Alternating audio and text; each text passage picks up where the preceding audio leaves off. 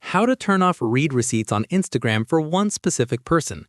This tutorial shows you how to stop someone from seeing when you've read their messages on your Android device. First, open the Instagram app on your Android device. After that, tap on the message icon at the top right corner of the home screen to open your direct messages. From there, find the conversation of the person you want to hide read receipts from and tap on it to open it.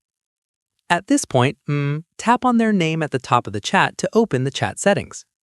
In the next step, tap on Privacy and Safety to open the privacy options for that specific conversation. Following this, you'll see a toggle for read receipts on the screen. Once done, tap the toggle to turn it off. It will turn gray, confirming that read receipts are now disabled for this specific chat.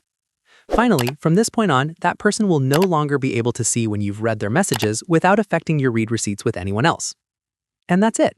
If this Instagram guide helped you hide your read receipts from a specific person, give it a like, subscribe for more Instagram tutorials, and tap the bell icon for updates. See you in the next one.